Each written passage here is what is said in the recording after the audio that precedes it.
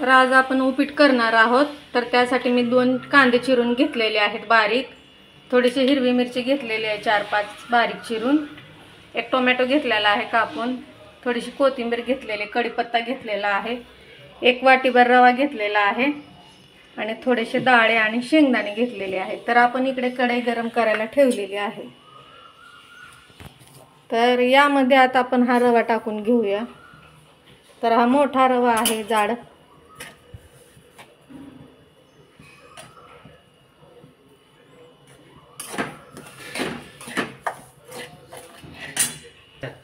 तर आता आपण यामध्ये 1 अर्धा चमचाभर तूप टाकून घेणार आहोत। वनस्पती तूप आहे हे। तर हे रवा आपण छानपैकी भाजून घेणार आहोत। तर एकीकडे मी पाणी गरम करायला ठेवलेलं आहे। तर आपल्याला यामध्ये गरम पाणी ॲड करायचं आहे।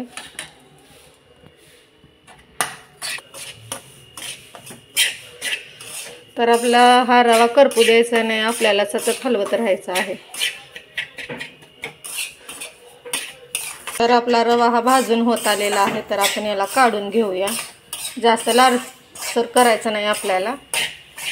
तर अशा प्रकारे हा रवा मी भाजून घेतलेला आहे, काढून घेऊया।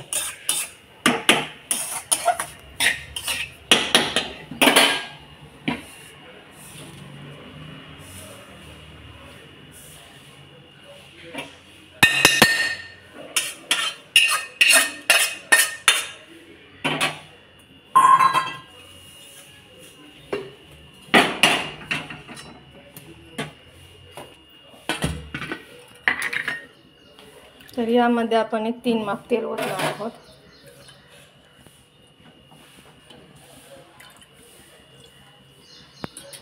तर आपलं तेल तापत आलं की आपण यामध्ये डाळे टाकणार आहोत भाजून घेऊया। थोडेसे डाळे, हे डाळे शेंगदाणे मी हे दोन्ही एकत्रच करून टाकलेले आहेत। मी शेंगदाणे थोडेसे भाजून घेतले होते।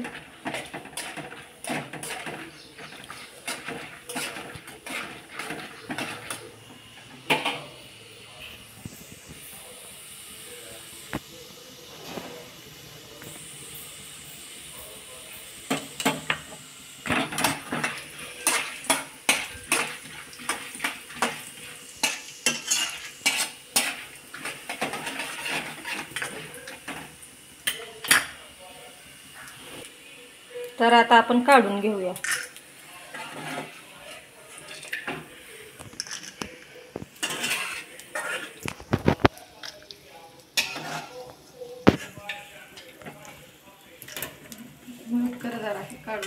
तर आता आपण शेंगदाणे काढून घेतलेले आहेत। तर त्यामध्येच आपण थोडीशी मोहरी टाकणार आहोत।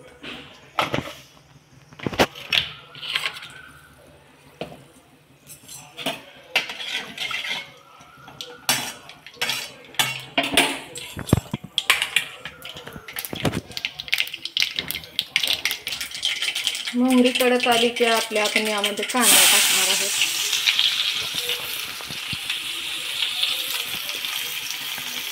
तसंच हिरवी मिरची सुद्धा।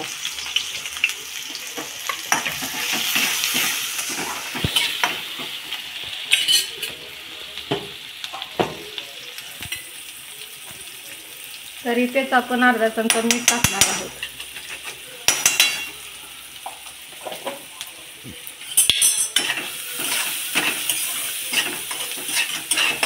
आपला कांदा आणि हिरवी मिरची छानपैकी भाजून घेऊया आपण।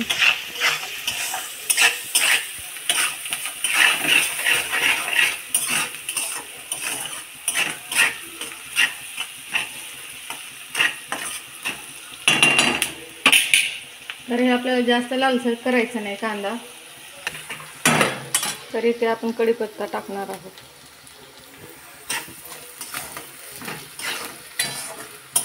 कढीपत्ता टाकून झाले की आपण हा बारीक चिरून घेतलेला टोमॅटो पण टाकणार आहोत।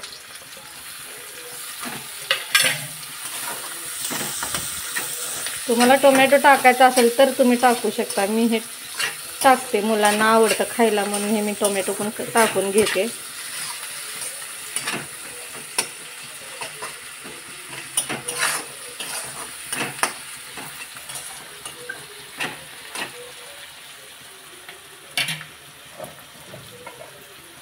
तरी ते अजून थोडंसं मी चिमूटभर मीठ टाकते. चांगलं फिरवून घेऊया आपण.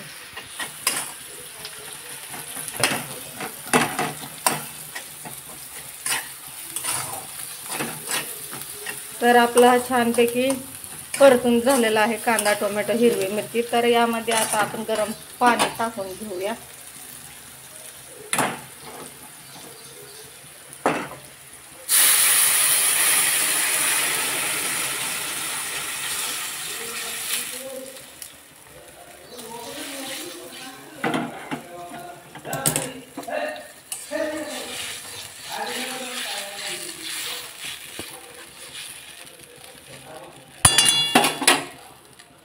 तर आपल्या पाण्याला छानपैकी उकळी येत आलेली आहे.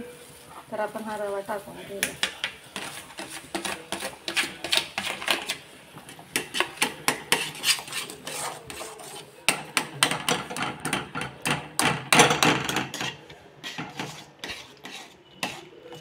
तर यामध्ये आपण एक अर्धा चमचा आपण साखर टाकणार आहोत.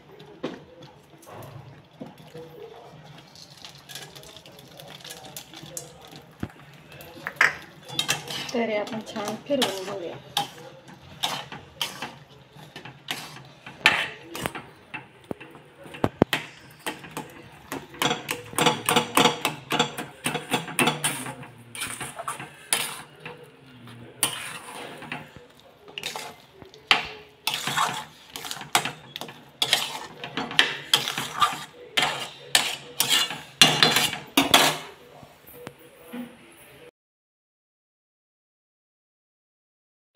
तर यावरती आपण ताट झाकून घेऊया. तर आपले हे 5 मिनिट झालेले आहेत. तर तुम्ही बघू शकता आपला हा उपीटचा कलर किती मस्त आलेला आहे आणि अजिबात असं ढेकळासारखा झालेला नाही. आपला हा उपीट मऊसूत झालेला आहे.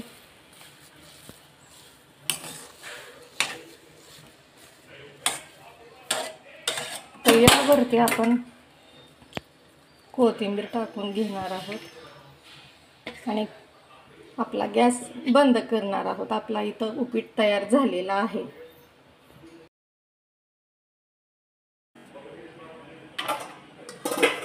तर तुम्ही बघा आपला हा उपीट किती छान मस्तपैकी तयार झालेला आहे. तर आपण हे सर्व करूया.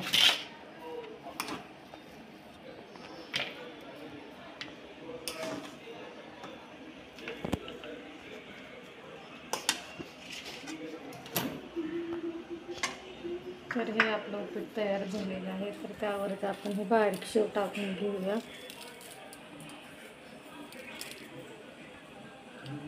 लिंबू. तर आपला हा उपीट खाण्यासाठी तयार झालेला आहे.